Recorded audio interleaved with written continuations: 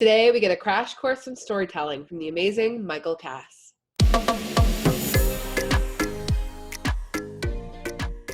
Hi, and welcome to Driven's Fundraising Superheroes podcast. I'm your host, Sabrina Shishante, and as an innovator in nonprofit technology, our team here at Driven is determined to help you unlock your true fundraising potential. We can help you manage your volunteers, donors, and members with an all-in-one system that is easy to use, efficient, and will help you save hours of time. So please give us a visit at trustdriven.com to learn more. If you've been listening to the podcast for a while, you may have heard me mention the power that a good story will have on your fundraising. People want to connect with you on a personal level, and what better way to do that than with a good story? We have Micheal Kass joining us on the show today. He is a storytelling expert with lots of experience helping nonprofits tell incredibly captivating stories. He is the founder of Story and Spirit and has worked as a facilitator, coach, and award-winning storyteller. Micheal has over 18 years of experience working with staff in the trenches across sectors including technology, social services, healthcare, arts, culture, and education. He joins the show today to share how nonprofits can find their story and package it in a way that both engages donors and turns them into lifelong supporters. So thank you so much, Micheal, for coming on the show with me. You are so welcome. Thanks for having me. So stories have been around for centuries. They used to be a way to conserve history, to teach, build relationships. But what is it that makes a story interesting? How are they so powerful? There's a lot of elements that go into an interesting or powerful story. For me, especially with nonprofits, the most important one actually has nothing to do with story structure, which is where a lot of people get hung up, and everything to do with authenticity, with how real you're being with the story that you share. And the reason that that makes such a huge difference is that something I've seen over the past few years is that as storytelling starts to take hold in the nonprofit sector, the stories that are coming out are getting a little bit flat, or like they come out of a cookie cutter. And so what happens when we do that is you might have the most beautifully structured story in the world, but it doesn't land because you, as the storyteller, aren't moved by it. So the thing that makes a story most interesting to me is when the storyteller, whether it's in writing or in person, is moved in some way by their own story, because that allows me as the audience to also be moved. So it's really connecting to that emotional element. Absolutely, connecting to the heart of the story. And that doesn't mean that a story needs to be elicit tears or pluck at the heartstrings in order to be effective. Some of the most beautiful stories I've heard are just straight up inspiring, finding inspiration in really small moments of shift. And those are the ones that you never forget, because if you are allowed or invited to feel something that you've never felt through one of these stories, then it stays with you forever. Oh, definitely. And I think one of the things that I love speaking with smaller nonprofits, with founders, is that they were often inspired to start their charity because of something that really impacted them. So when they tell me about, their story, it's just so much more vibrant coming from their mouth because it's a lived experience. There's so much emotion behind it, and it's really beautiful. But for people who maybe inherit a nonprofit, or maybe they founded it and they just don't know how to articulate that story, how should they begin to connect with it? What are the questions they need to ask themselves in order to discover that capturing factor? Yeah, that is such a great question. So the first thing I always tell people is look for small moments. And the question that I always ask is, well, just what's a moment that resonated with you or moved you just in the last 2 weeks? It could be something small, a moment with a client, or a moment where you realized, oh my goodness, my staff is really stepping up during a really challenging time, right? And see if you unpack that moment that resonates, what's there?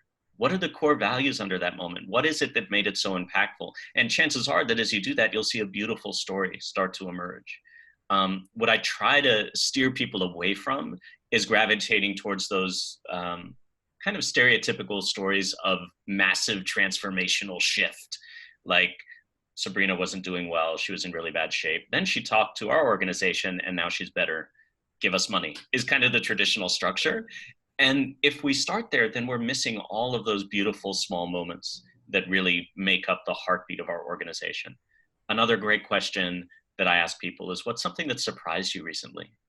What's a moment where you really kind of had your perspective challenged, or that it shifted?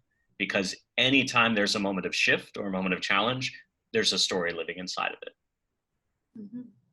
And I love that you mentioned moving away from the structure, because a lot of the times when, especially with marketing, something that I'm familiar with is you get into that pattern and it loses the touch that makes it special. I know one podcasting talk that I listened to was when you get a guest, what is the one question that only that guest can answer?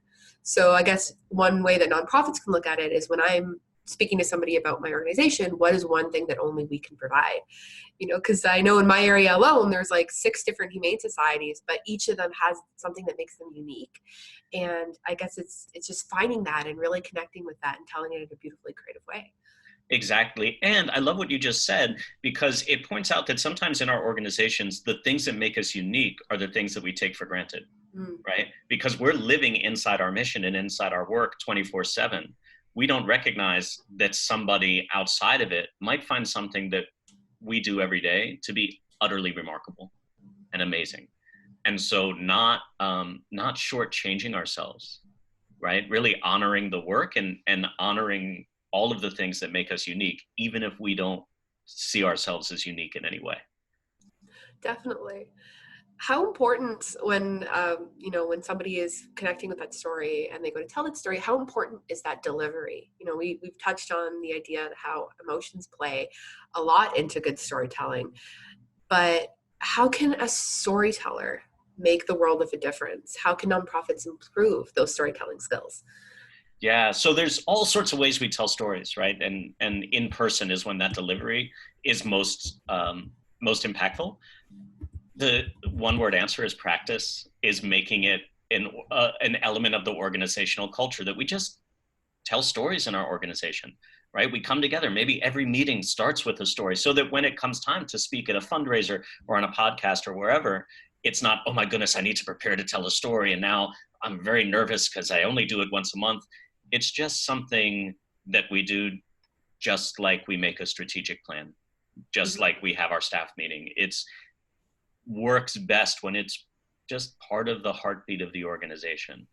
And finding people in the organization to practice with, so that it becomes easy, right? The last thing we want is to be in front of an audience for the first time, telling a story for the first time, because we don't know a lot of things. We don't know how it'll land on that audience, and we don't know how we ourselves as the storyteller will react to the story, particularly if it's an emotional story.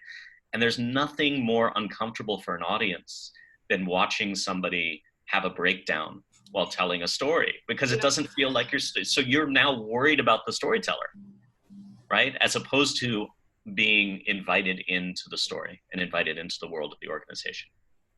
Oh yeah, that can totally pull you out of it when you start to see somebody sweat.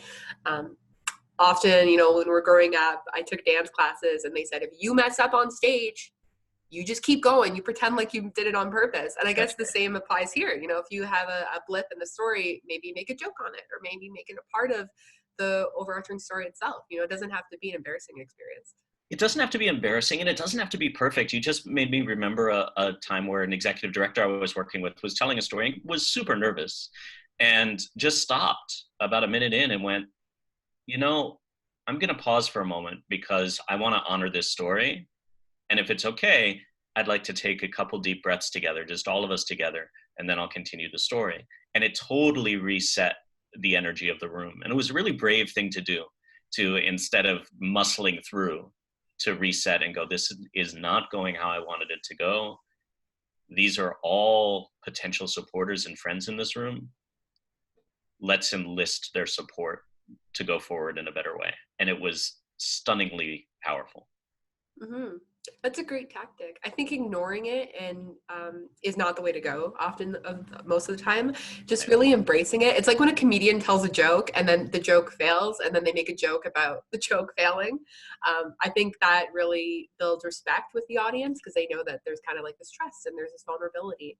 And it goes beyond, this perfect idea of a storyteller. Do you think that confidence plays a lot in good storytelling, or is it more personality? Both and. I think it's both. And confidence is interesting because confidence can be something that you project externally, and it's also something that can come from a deep connection with the story you're telling. So something, especially with nonprofits, is powerful is for the storyteller to think of themselves as a servant of the story, as opposed to pushing the story out there. Especially if folks are nervous, a lot of my clients have found it really useful to go, how can I best serve this story? How can I best connect with this audience? And in that way, suddenly they appear much more confident because their story is now attached to a really deep sense of service and purpose, as opposed to, okay, how do I say this part in a way that's going to get a laugh? Or how do I appear confident? It comes from a much deeper, more grounded place. Oh, definitely. Connecting with the audience is crucial. You have to build a relationship, even if it's not back and forth, you have to go off their energy and you have to read the room. How important is the audience to good storytelling? How does the type of audience you have affect the story itself? I would say the audience is the most important part of the story. So anytime you're doing sharing a story, whether it's in person or writing or whatever, right, there's really three elements involved. You have the story itself, and then you have the storyteller, and then you have the audience. And the three are in relationship all the time. And so I always start with thinking about who my audience is. And not just who they are and where they live and what they're interested in, but I also try to think about, well, before I share this story, where are they? Like, what are they thinking? What are they doing in relation to my mission? And then where do I want them to be after the story? Right? What's the journey I need to take them on to get them fully engaged in my cause and to get them to do something, whether it's volunteer or contribute financially, whatever that might be. And then what I find is when I really have that sense of where they're starting and where I want them to end up, the story almost writes itself, because then the story's job is just to be a bridge between the two. So it's extraordinarily important and really highlights the fact that no story will work for all people all of the time. And so the idea that we're going to find one story to rule them all is not accurate, right? And so tailoring the story to the audience is so, so important. And also being open to the fact that you may get it completely wrong. And you'll know because you'll feel the room get cold and you'll feel the audience kind of cross their arms. And then you'll know, whoops, I miscalculated a little bit. Let me go back and see what happened and try again. Mm-hmm. And I don't think the goal is ever to appeal to everyone. I love that you mentioned that, because when I was learning about marketing, they told us that if you have an ad that applies to everyone, you're doing it wrong because it's too general. If you're not going to speak to somebody on that level that you want to, if it's this like cookie cutter message, which is kind of going to what we were talking about at the beginning of the conversation. So I think that, coupled with the idea of you really have to think about what you're leaving people with, whether it be a call to action or a feeling, could be so powerful in just that planning stage of the story. Absolutely. And another way to think about it is, at the beginning of the planning of the story, thinking about, well, what do I want my audience to think? What do I want them to feel? And what do I want them to do? Exactly as you just said. The other thing that I love about what you just said is it points out that when I'm developing a story, I don't even develop with a general or a specific audience in mind. I develop it with a specific person in mind, who is a real person, not somebody I've made up. So like, okay, I'm going to be talking to Sabrina. Here's the journey I want to take her on. Great. And then other people get to benefit from that. But I find that level of specificity in the preparation really helps the story land at a deeper level. Mm-hmm. And I think that personalization has become even more important, especially with all of us indoors. I think people are consuming media way more than they were compared to this time about a year and a half ago, which is incredible because it offered a whole new landscape of digital storytelling. I've seen nonprofits go out of the box with the events that they were planning, out of the box with the campaigns they've had, which is phenomenal. But in such a digital age, how can organizations use stories to connect with an audience, especially when so many people feel alone? That's such a great question. And it's even more challenging because we are so saturated by media and story right now. And there's so many in the nonprofit world, organizations like vying for attention, almost desperately going like, look at this cool thing I'm doing. Hey, everybody come to my Zoom, whatever the thing is. And what I've seen work really well comes down to two things. One is authenticity, right? That idea, again, of inviting people into a very real emotional experience without needing to put lots of bells and whistles on it. Although bells and whistles are great, if we lead with those, then chances are we're missing that deeper human element. And the other element that I found really key to helping folks get through these feelings of isolation is inviting audiences into a sense of co-creation with you. So instead of it having it be unidirectional, meaning, okay, we're going to share stories with you, now you will enjoy them. It's, hey, let's create a container for an experience where our audience gets to be a part of it, whether that's them sharing some of their own stories, or whether that's them contributing in some way to the event, whether that's financially or otherwise. Helping people feel, especially now, like there's something out there that they can be a part of that's greater than themselves does so much. And story is such a beautiful, simple, powerful way to help achieve that. I love that you brought up that collaboration piece. Because now more than ever, like it's so, I don't want to say it's easy to do because there is some challenges, but it's a lot more accessible. I know that there's a lot of nonprofits out there who, for Giving Tuesday, that's a great example. One of the local ones in my community had this campaign where they invited people, instead of them sitting there and explaining why they should donate, they said, why do you donate? Why have you donated in the past? What is your personal connection? And my page was flooded with all these people sharing how that organization helped a loved one, or how, you know, they were really struggling with personal concepts in their life, and that organization helped them feel less afraid. And it made me, as somebody who was already supporting them before, even more involved with the organization, because I found like 4, 5 more people that had stories just like mine. And I thought that was a beautiful way to open the stage and offer a platform for other people to share their love for your organization. And also, it really speaks to the power that your organization has, that it touched other people in such a good way.